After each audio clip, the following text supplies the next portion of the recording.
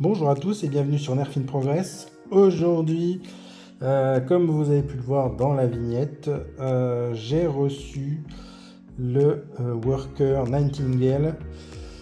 Donc, je suis un petit peu déçu parce qu'en fait j'ai fait une commande sur le site AK Blaster Mode et je pense pour des raisons d'encombrement, de choses comme ça, j'ai pas la boîte originale du blaster. J'ai une boîte classique comme ça et il m'avait mis, j'avais commandé d'autres accessoires, donc il m'avait mis les trucs dedans, donc du coup je peux pas vous présenter la boîte malheureusement du blaster. Alors ce qu'il faut savoir, c'est que ce blaster là arrive démonté, donc vous avez une jolie notice avec toutes les instructions dessus, chinois, anglais, donc choisirez ce qui vous plaît le plus. Ça c'est la batterie, j'en parlerai après, qui n'a rien à voir, qui n'était pas livrée avec le blaster. Et puis après voilà, vous avez toutes les petites pièces dans des sachets. Et c'est là où va commencer le jeu de piste pour savoir comment ça se monte. Alors ce qu'il faut savoir, c'est que ce blaster existe en deux versions. Vous avez une version dite standard et une version ultra. La version standard, c'est à peu près 85 fps et la version ultra, c'est 120 fps. C'est cette version que j'ai choisie.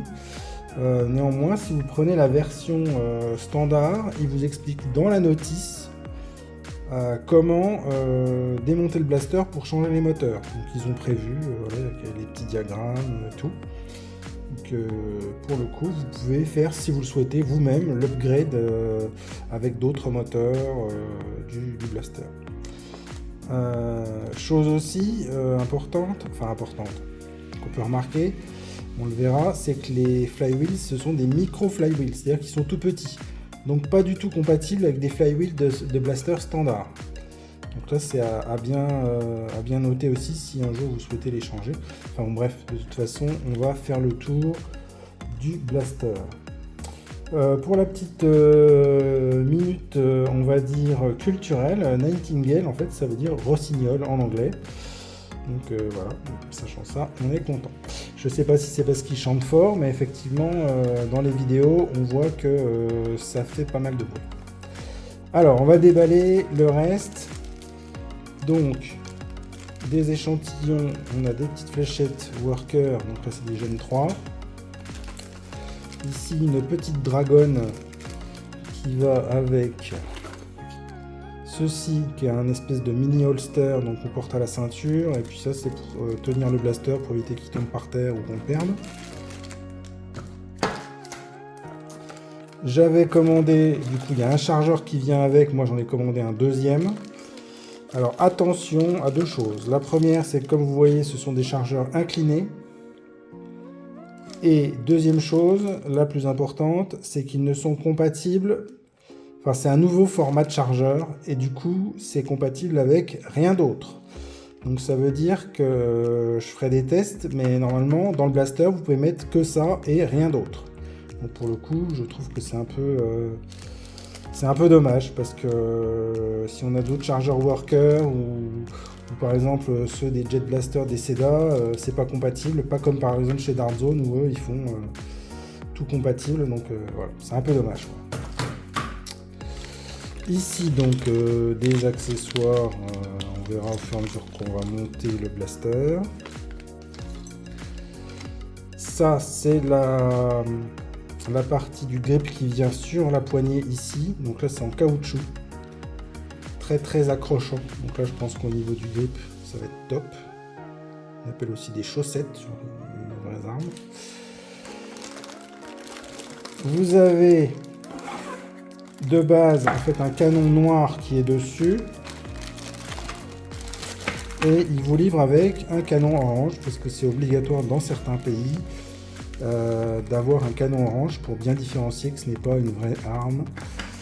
Donc voilà.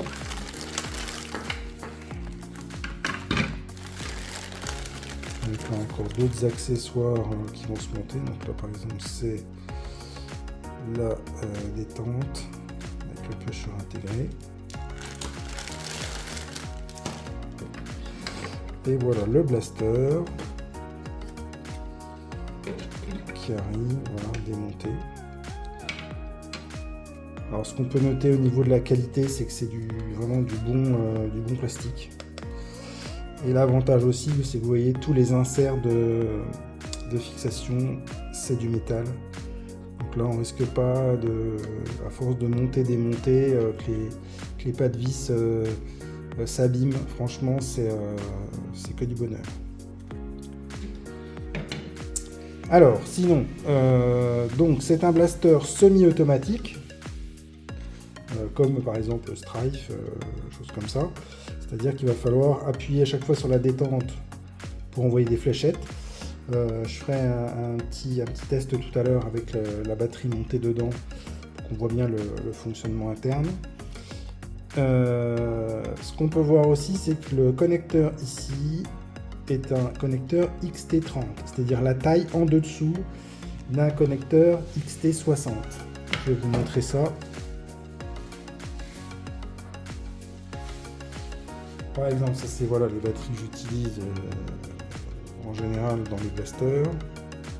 Voilà. On peut voir la différence de taille entre les deux.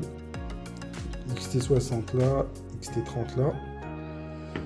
Donc bien faire attention quand vous allez commander la batterie qui va avec, de prendre un connecteur XT30, et c'est pareil, bien vérifier que dans le chargeur pour les LiPo que vous avez, qu'il y a bien un adaptateur XT30 aussi dedans.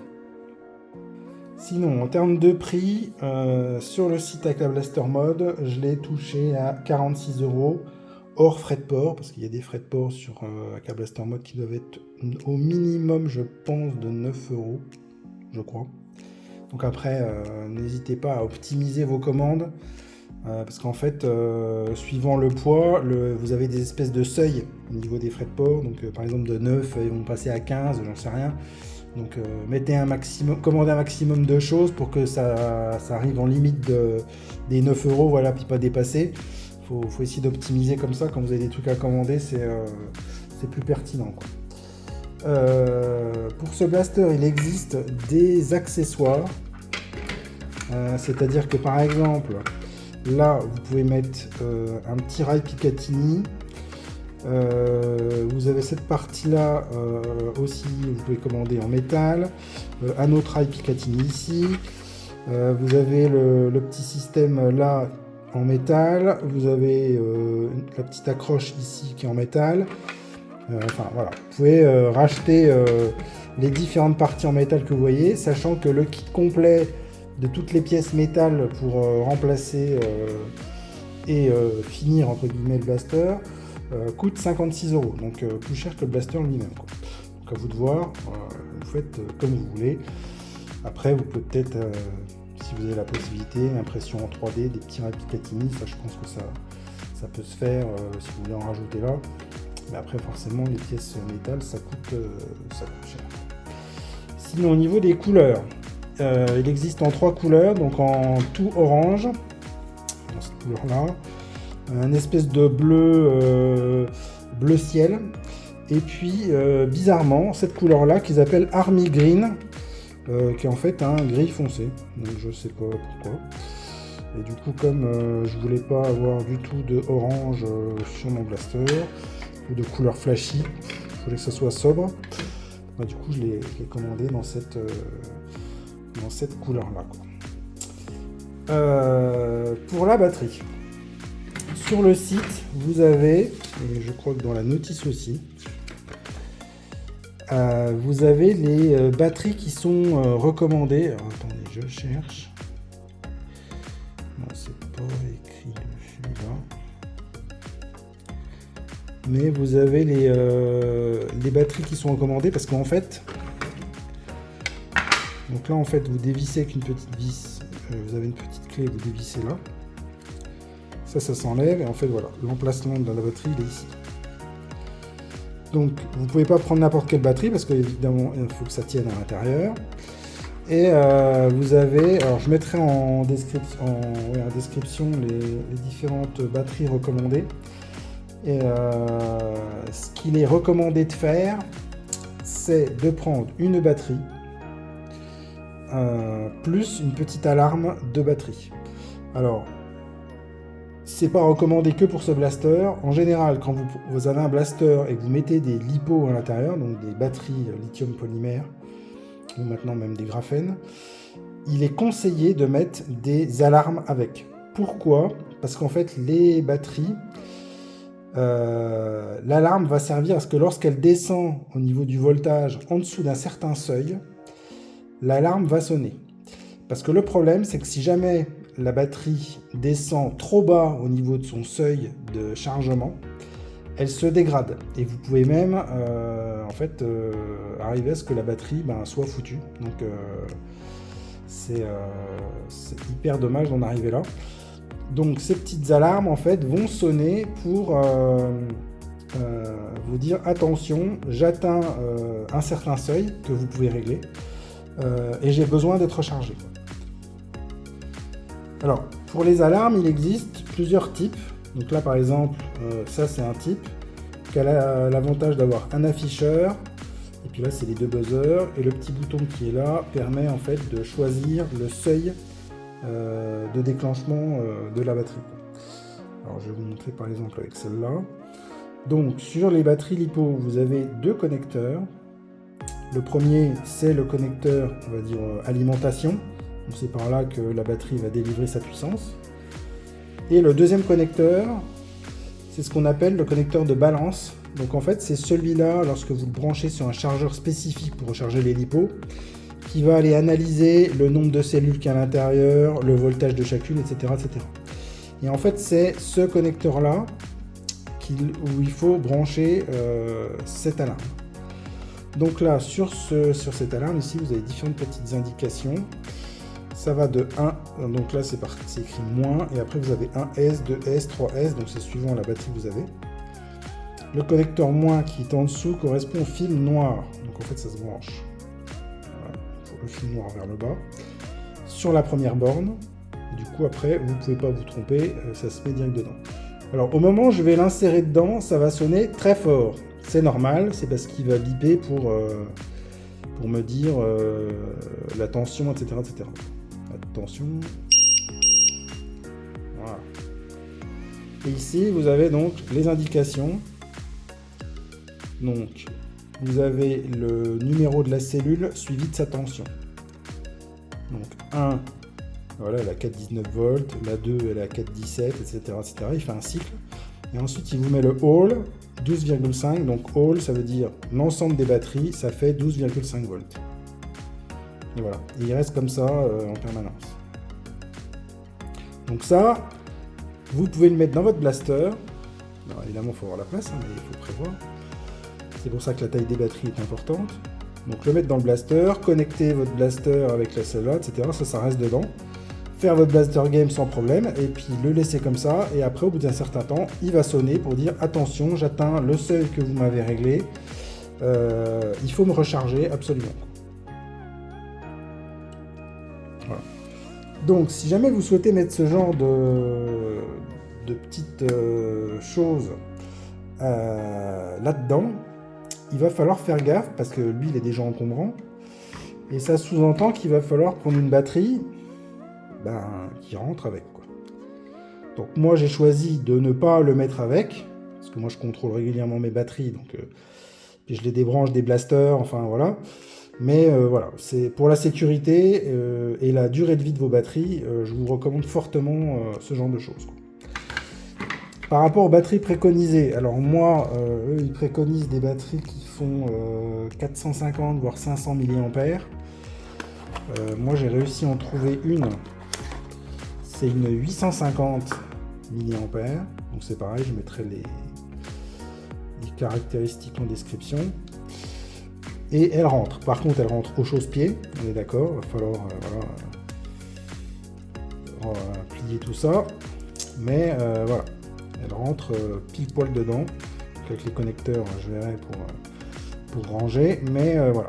Elle rentre pile poil à l'intérieur. Donc on va voir après, en conditions réelles, ce que ça donne.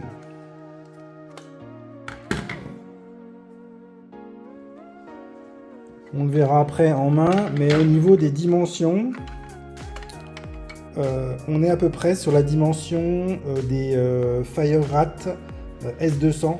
Donc là, je vous invite à aller voir la vidéo de Blaster Joiner de Papou. Il a fait la revue du S200. On est à peu près sur le même format, quelques centimètres, millimètres près, mais voilà, voilà. Donc ça reste un blaster qu'on appelle de seconde main. C'est vraiment, voilà, vous avez votre blaster principal, type Nexus Pro, le CEDA-S, un truc comme ça. Et ça, c'est l'arme de support au cas où vous êtes à court pour attaquer de plus près avec ce blaster-là. Bon, et ben, on va passer au montage de tout ça et puis on va voir ce que ça donne.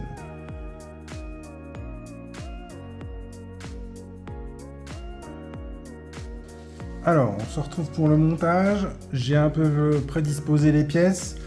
Donc ça, par exemple, c'est ici cette partie qui va venir là. Vous avez donc tout l'ensemble, pusher, etc. qui va venir par là. Ensuite, ça c'est le bouton on-off qui va derrière. Le petit accroche sangle qui va venir par là. Ici, le bouton d'éjection du chargeur. Et puis différentes petites vis. Alors comme on peut voir, en fait, il n'y en a pas une qui a la même taille.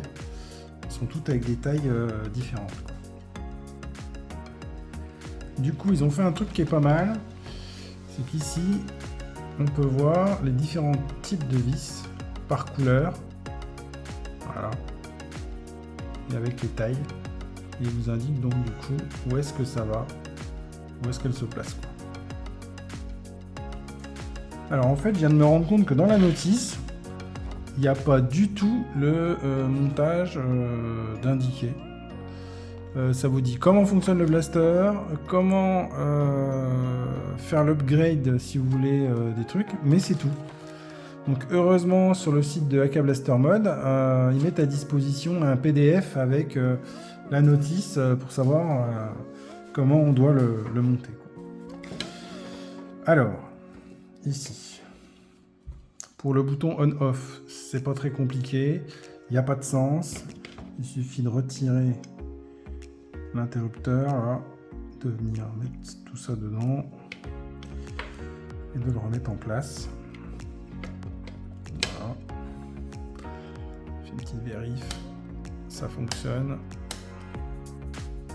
C'est bien écrit on-off dessus, le off est vers le bas. Voilà.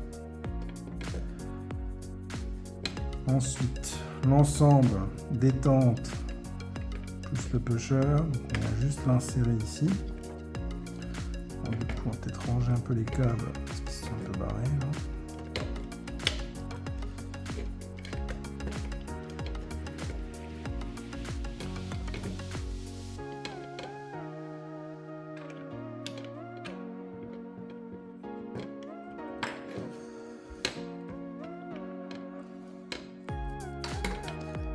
Alors, vous avez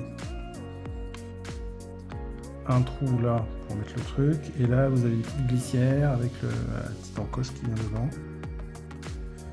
Et normalement, si on appuie, voilà, le mouvement se fait.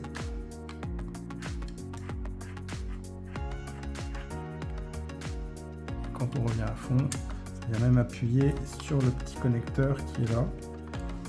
Une fois que je viens dedans, il va falloir que je range un peu les fils. Sinon ça me gêne.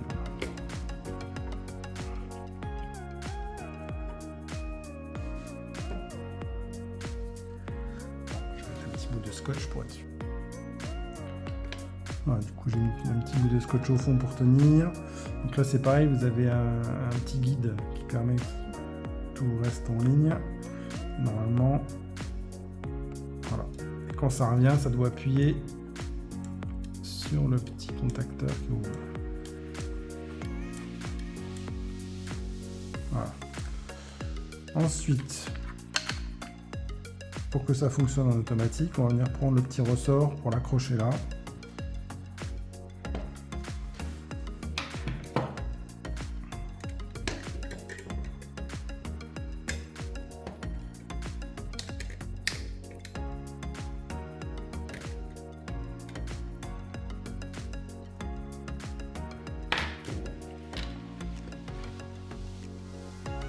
OK. Donc là, normalement.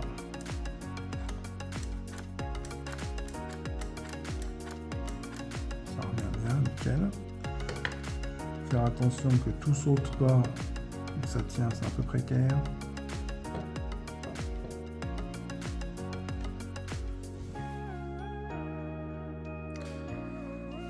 Alors, faites attention parce que moi, il faut 2 petites vis comme ça, là, et du coup, en fait, elle était au fond d'un sachet. Donc, faites gaffe à pas balancer les sachets tout de suite. Voilà. Donc, on va numéroter les vis de 1 à 7, sachant que la 1, c'est les plus petites.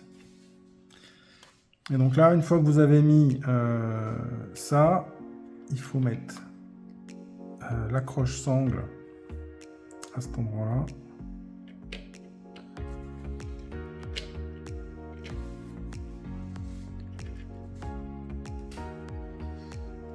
Ça peut tout faire sauter.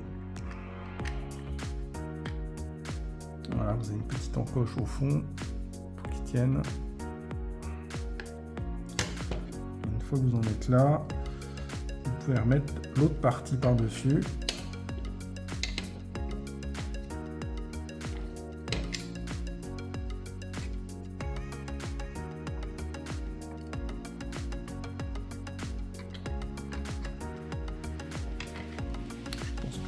Le câble batterie.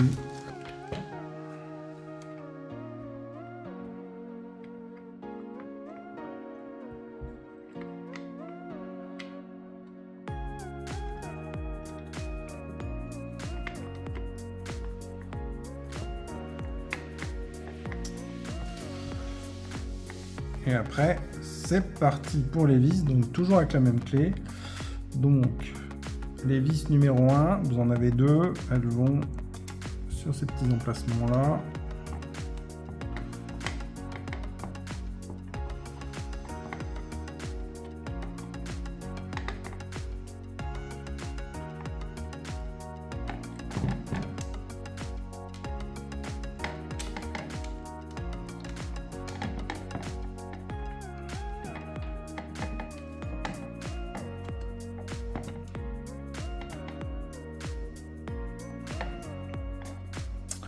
La vis numéro 2, elle va aller ici, avec la vis numéro 4, qui va aller ici. Donc là, il suffit d'insérer ce truc-là.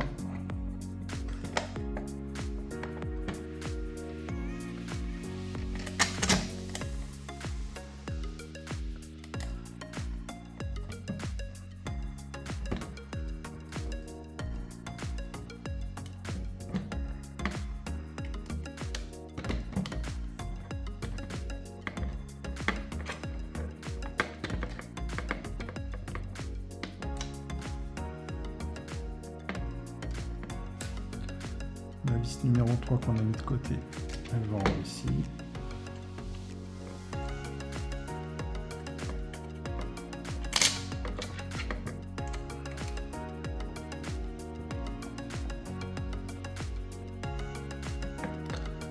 La vis numéro 5, elle va là.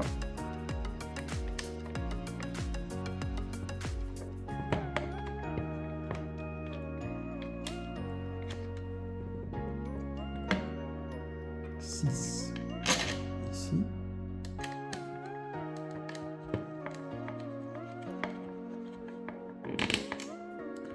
Et 7 là.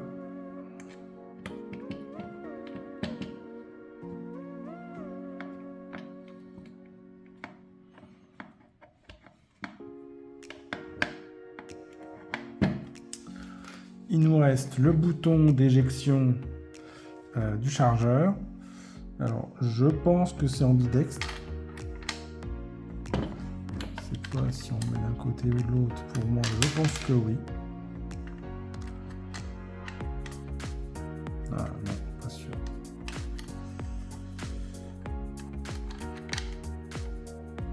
Ça va bien. Et ben non, pas de bol. Donc, vous pouvez le mettre que d'un sens.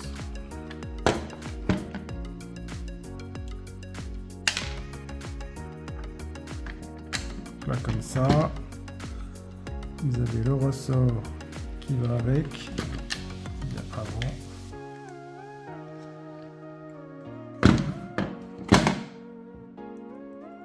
Le ressort dedans.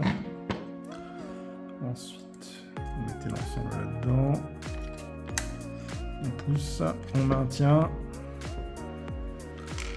On met le petit bouchon qui va en face. Et là, vous avez une vis. Alors là, pour le coup, c'est un tournevis cruciforme.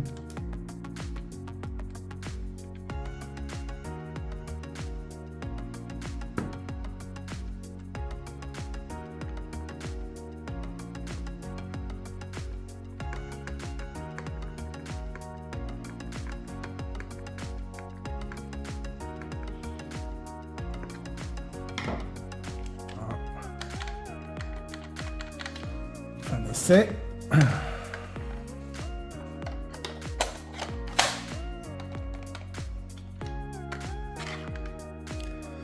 Ça fonctionne très bien. Il nous reste à mettre le grip. Donc là, je pense que ça va être un peu en force.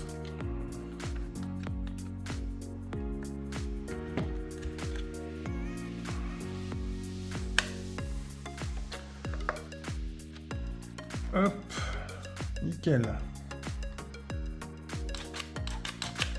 Ça fonctionne bien. Il n'y a plus qu'à mettre la batterie. On va voir si ça fonctionne. Voilà, on va refermer, on va quand même faire un petit test. Donc là on est sur off, on. Alors, ça fait du bruit. Clairement, ça fait pas mal de bruit. Hein.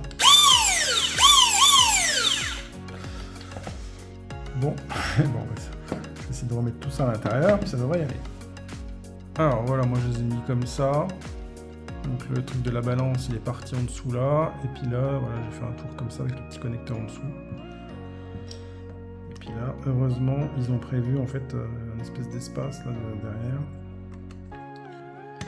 Pour les gens qui, comme moi, mettent des grosses batteries. Voilà. Vous avez une petite encoche au-dessus pour mettre le petit cache qui tient à une espèce de petit clip.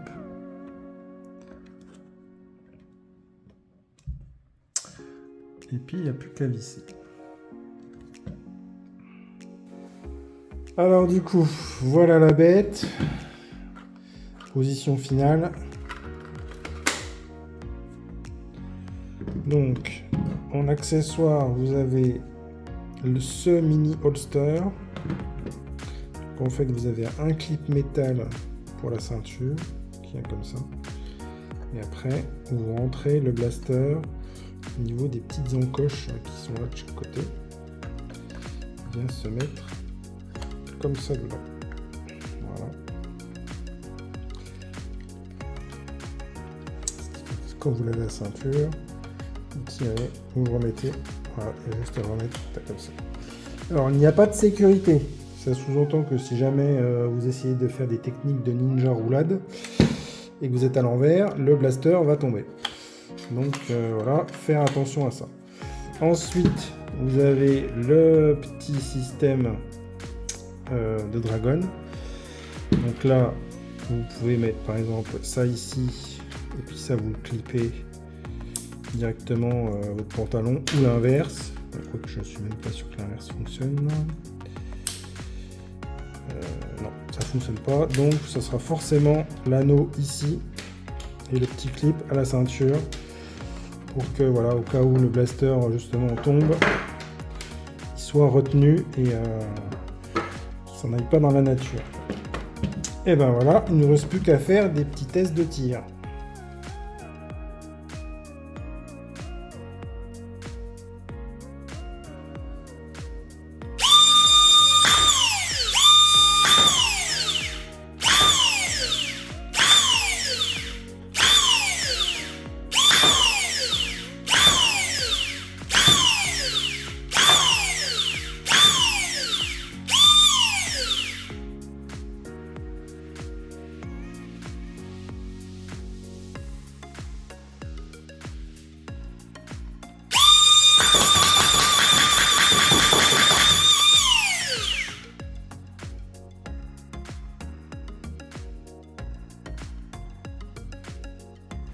Voilà, c'est la fin de cette vidéo. J'espère que ce sera pas trop long pour vous.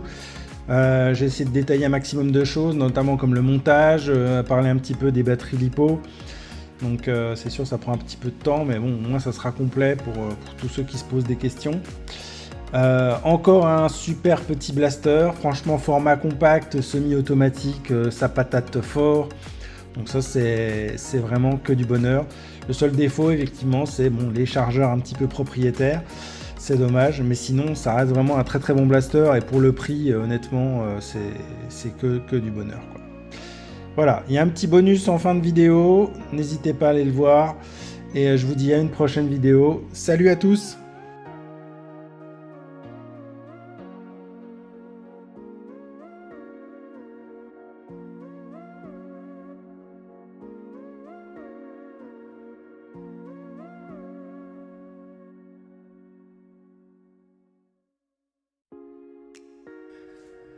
Donc là, on va voir comment ça fonctionne, le petit système à l'intérieur.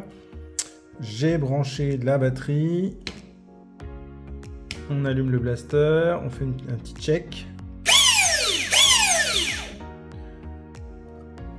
Hop. Le chargeur. Alors, je vais essayer de tenir l'ensemble pour éviter que tout parte.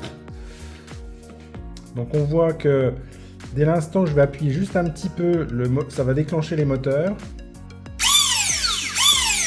Mais ça n'a pas encore poussé la fléchette. Donc ce qui fait que par rapport au blaster, vous avez deux détentes.